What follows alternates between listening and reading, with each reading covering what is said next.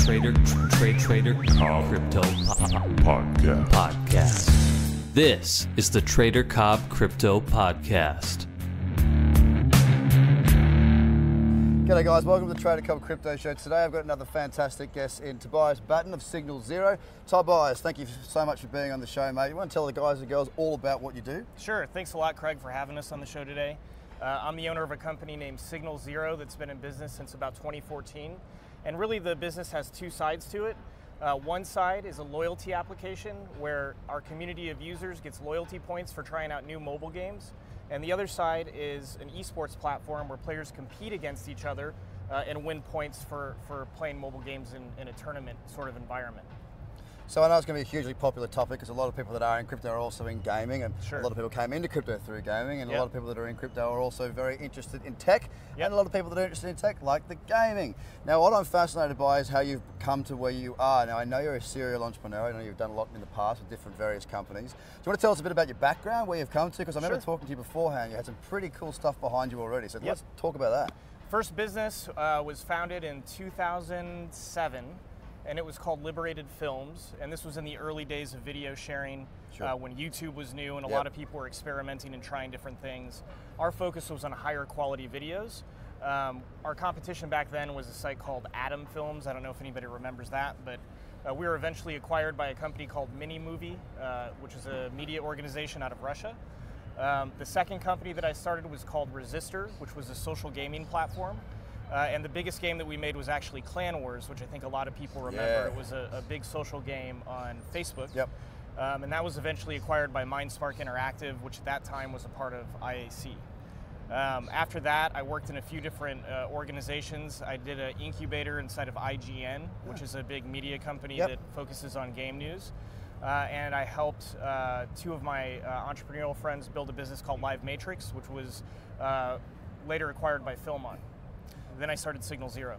Right, so Yeah. you've got a pretty good history of success, pretty good history of gaming. I mean, the Facebook, how many users did you have on that? Because I'm not a big gamer, right? Yeah. I'm not a big gamer, I'll be straight with you. But I know that game. I wasn't Yeah. even on Facebook then, like I didn't use Facebook back then, and I still know what that game was. I mean, that was huge. It must Yeah. have been a massive success Yeah, for you. it was big. I think we had somewhere between 5 and 7 million active users a month at our peak Jesus. on Facebook for Clan Wars. That's yeah, I huge. can't remember exactly because No. it was years ago, but it was big, man. That It is was big. up there in like the top 7 or 8 games. Jesus. Now, what you're doing with Signal Zero, Yeah. your past experience with a new product or a new revolution, which is the blockchain. Yep. Tell me, and the viewers, why you're taking, or why it's so important to be doing what you're doing on the blockchain. Because obviously you can just go and set up another company, build more games. You Sure. know how to do that. You know, if you need funding, I'm sure you can get it very, very easily because you've got a proven track record. So why is it that you've decided to come onto the blockchain, take your gaming and experience in that environment and use the blockchain? Is it because you're trying to better things, make it safer, quicker? What's the spiel? Why do you do this? Yeah, I think the fountain of youth that I've sort of been chasing for the last 4 years with Signal Zero is to help gamers get rewards and make money when they Yeah. play video games. Two ways that we've done that already, I talked about briefly in the introduction. We have a loyalty application.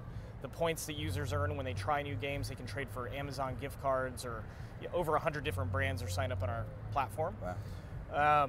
The other side is the tournaments. And the tournaments, users pay in, and then it creates a pool of value, and the winners take more out of it. And again, they can trade in those points for Amazon gift cards. But I think each side has a weakness, and each side has a strength. The weakness on the tournament side is the entry fee that the user has to pay. Okay. The weakness on the loyalty side is that all the value is coming from an advertiser. So if the demand from the advertiser is down, then the users can kind of run out of things to do. Fine. So we've been thinking very hard over the years about how do we kind of combine the best of both worlds. And that brought us to our project Loot, which if you're a gamer, you know that term, Loot. Yep. Okay. And the idea really is if you look at traditional crypto projects like a Bitcoin, you've got these principles that you see, like work is done, right? The GPU mining, Yep. value is created. Okay, really kind of dumb it down and kind of keep it simple. Yep.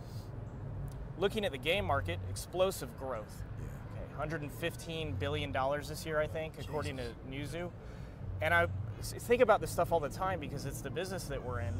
What would happen if every gamer in the world stopped playing video games, that market value would drop to zero. Yeah.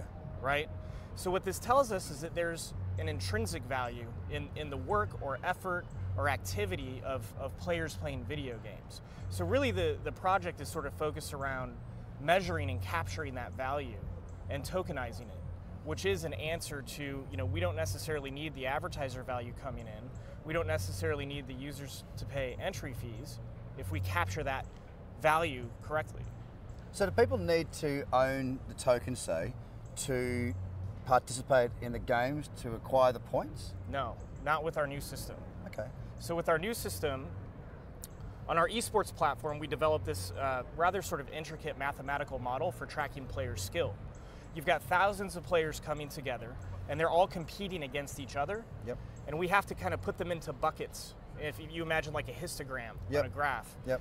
And thinking about that's not necessarily too hard, but when you get into the math of it, it starts to get pretty complicated. Yep. And what we realized is that we essentially had a mining algorithm, right? Right. And we call this mining algorithm proof of skill, which Yep, is yep, I sort of understand a proof of work I get it, yep. algorithm, but this is sort of how we can measure that value that already exists in the game industry, is with this model that we've created. So we can turn that into token creation. But it's totally fascinating for me because, like I said at the start, we've got crypto that's one of the fastest growing, or blockchain, the fastest growing industries in the tech world and the world full stop. And then you've got gaming, which I've recently been introduced to gaming through some friends that are in the crypto space as well, Yeah. that are also into gaming. And the sort of size of the esports, and I watch documentaries in Korea, Sure. and it's huge. It's Right. absolutely insane. Combining the two together, how have you still just got one head that hasn't exploded? I know. Since we've started talking with folks about the project, we've gotten a lot of interest. Yeah. And one of our main initiatives right now is signing up third-party publishers. Yes. We have our own platform, of course, and it has around 800,000 active monthly users, which I think is a pretty good footprint to start with. But we also want to pull in third-party publishers to increase the footprint, but also because that's what makes our network decentralized. Yeah. Every publisher on this network runs a node Right. when they turn this on inside of their game. So it is a native token in that sense. So it's not specific to one game. It can be adjusted for different models or different online participation Yep. gaming. That's what's great, is because we're basically tracking player performance against each other. Yeah. This could fit in tic-tac-toe, Yep. and this could fit in World of Warcraft, and it could fit in League of Legends, it could fit in an NBA game, it Wow. could fit in anything, because it's not about the scoring system in the game, it's about ranking the players. So let's say that I'm a terrible gamer, Yep. because I am. Yeah. All right. I Hey, jump so, in. honestly, so am I. Be good at what you're good at, right? Yeah. So I jump on, I open up, I start playing, I don't know, a video game of some sort, or a computer, Yeah. whatever it may be. I can't even talk the same language, mate. But I'm very new, I'm very bad. Am I going to be teamed up against some gun, or the system stops that from occurring and you play like for like, so that this individual who's good gets to match up against somebody who is also at their same level, therefore having a better game and user experience? Yep. And as they often say, if you want to play better tennis, play tennis with somebody better than you. That's right. It helps them to increase their ranking. Is that the sort of general idea? It's a good question. So when we created our esports platform, we didn't want to go that direction because matchmaking algorithms are a rabbit hole when you start thinking about Okay. development. Yep. The most commonly used matchmaking algorithm is one called ELO, which is the chess ranking system. Okay.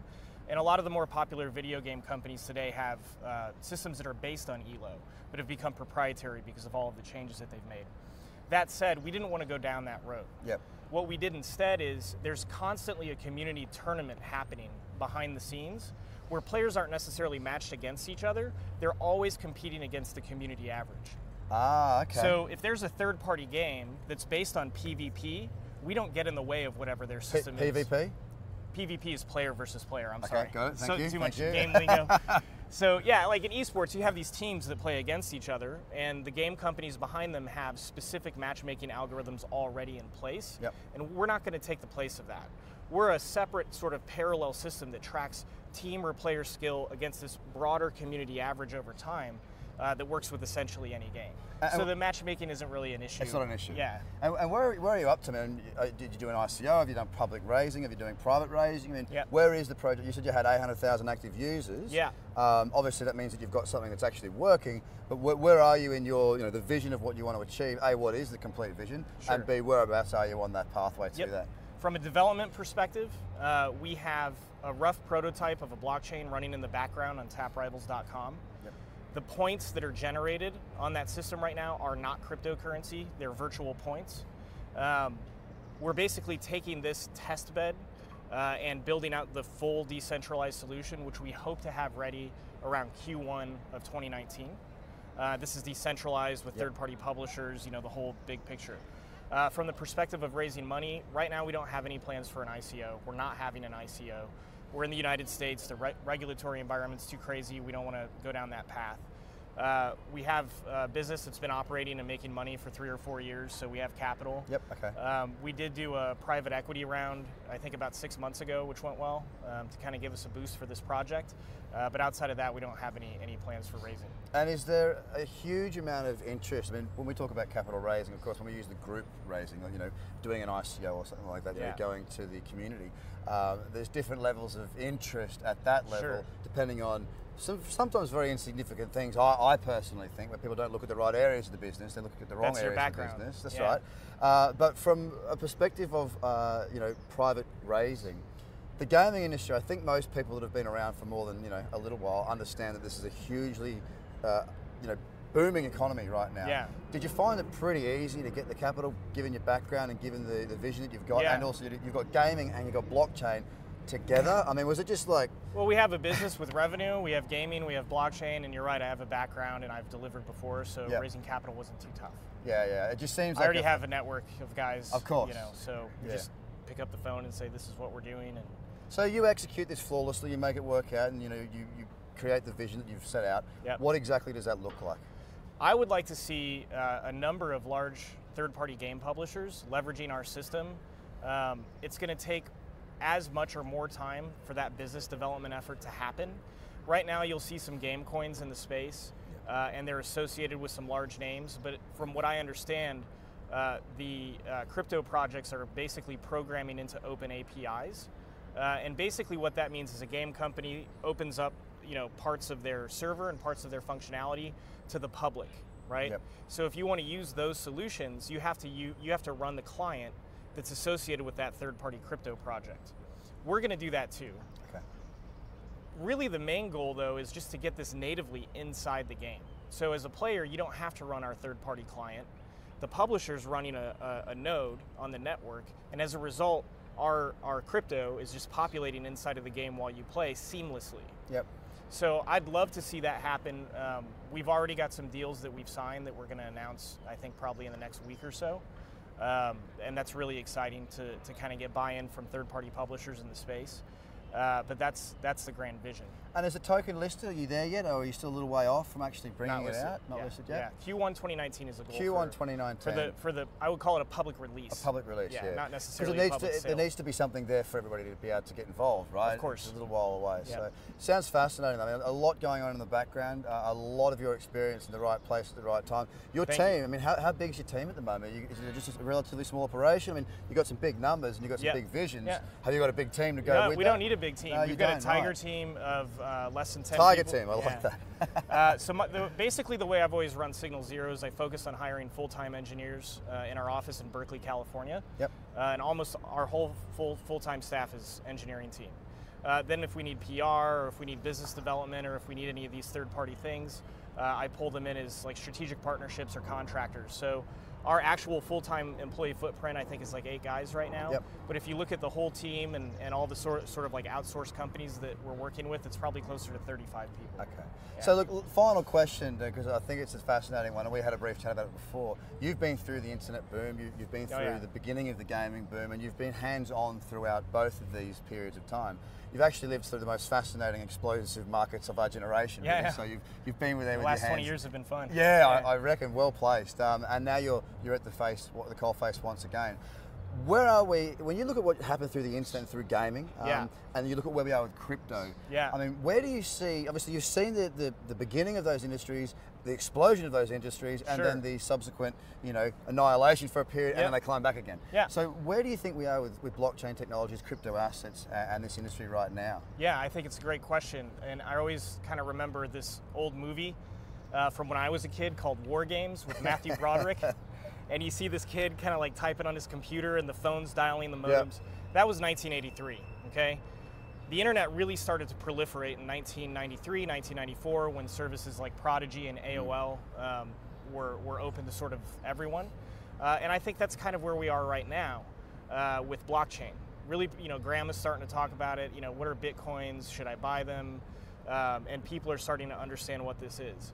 At the same time, you still have some scammy stuff going on, which if you remember back in 1993 or 1994, there was a lot of kind of weird scammy stuff on the internet, right? But I think that we're definitely moving in that sort of same asymptotic curve of growth and proliferation that we saw with the internet in the 90s.